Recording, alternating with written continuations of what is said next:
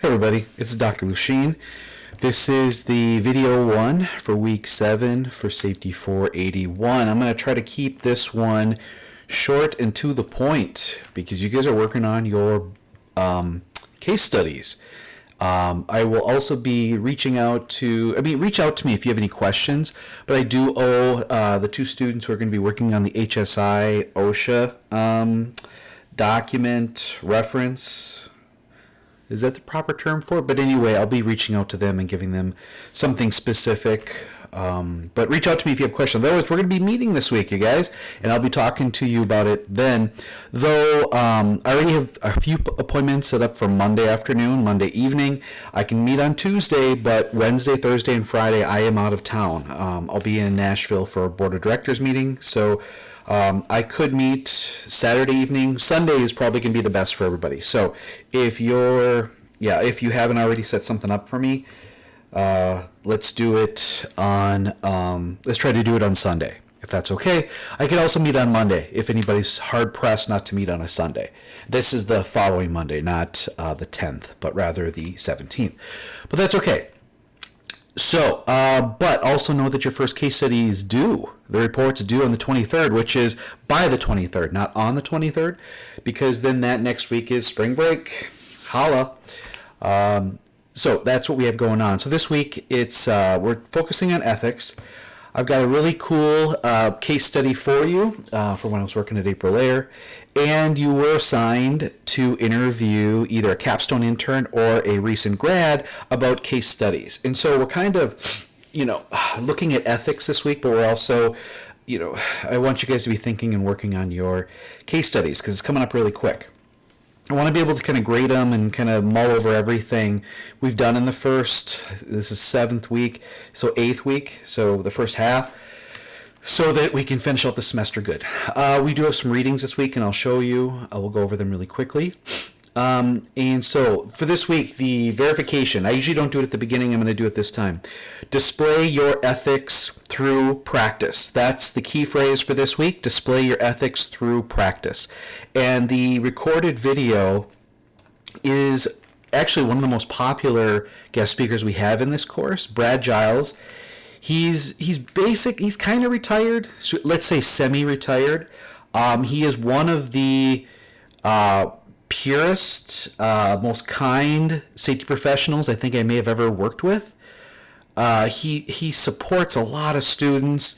He promotes the profession really well, and so for him to give an ethics presentation is just second to none. I mean, you're talking to someone who exudes it. He walks the walk, talks the talk.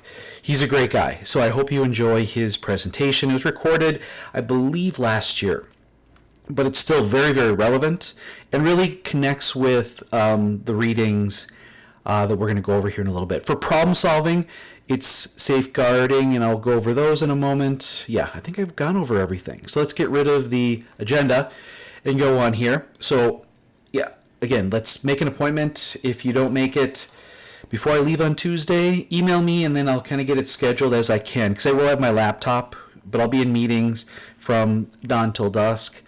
They got us running around quite a bit. We've got the Brad Giles stuff. You've got his bio here.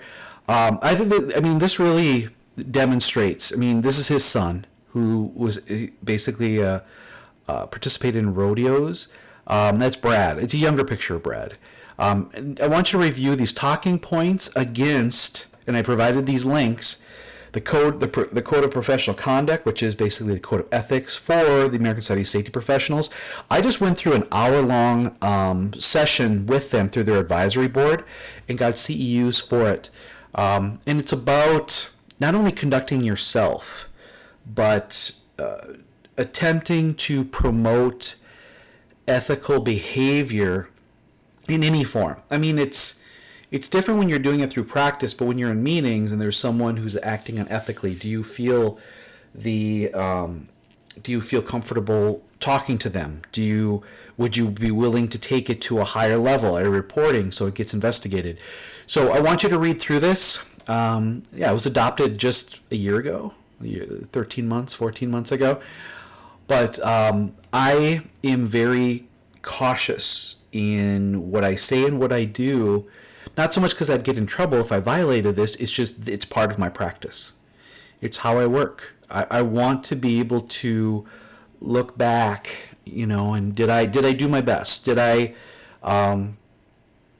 not treat anybody, or did I want to be able to say that I didn't treat anybody unfairly or give them an opportunity. I didn't show support for people who needed it. That I would stand behind the things I say. They've got a way to file a conduct complaint, which I can't talk about it, but I'm already involved in one of those right now. But that's as much as I can say about it. We can go to the Board of Certified Safety Professionals. They also have a code of ethics. Theirs is kind of laid out this way. And so this is an older version. Oh, it looks like it was ratified again in 2023. They also have a system of reporting, but it requires you to give your name and your accusation. And so depending on who the person is, this is a little bit flawed, I think. I would like to see them come up with a way to protect the person who's reporting the observance of an ethical violation. Because I've actually seen more along these lines against like their CSP, which could be possibly suspended or taken away if they're violating these. And so I've actually seen that more, and I actually had made an effort to report someone, but then they maybe somebody else had reached out to them because they did remove that they had a designation that they had not earned. Last thing I want you to read. This is more of an international version of it, but Ethics in Occupational Health and Contemporary World of Work. This is like how old? 7? Not quite. 6.5, but it's still very relevant, and I want you to read through this. And basically, I'm sorry, I got to bring this back. And so once you've kind of summarized this lecture and Brad's lecture more, reviewed the things we just kind of looked at, I want you to answer the question, how does ethics affect how you practice safety? Maybe you haven't practiced yet, but I want you to at least kind of pontificate as far as how it will. How will it guide you? Will you be willing to, stand up straight and confront someone who's acting unethical, or be willing to leave a position due to unethical practices because it violates how you practice? I think in safety, ethics is one of the most important things we can do. So you got the verification, the display your ethics through practice. That's mine. I want you to talk about how you view it. You'll be meeting with me. We're going to go over a bunch of stuff. Discussion board, post your items from when you interview either the capstone intern, whoever you were assigned. I did send that out to everybody. In week 6, I had reposted it. Here it is. Interview capstone intern or grade. It should be grad. I don't want to have the names on here, sorry, but yeah, I sent that out to you guys, so hopefully you've reached out. Still the same rules, professional email. I would like you to thank them through LinkedIn, copy me so I see it. Some of you didn't do that last week. We had some good stuff last week. So let's go to the case study now. So here it is. It has to do with safeguarding presses. So here's a press right here. It's got a 2-hand actuator and also has these cuffs that get put on the user and are supposed to pull their hands back. Not a great design, and so I want you to watch the videos and look at the pictures and just go through and try to answer these questions. Try to put together about a 2-page summary.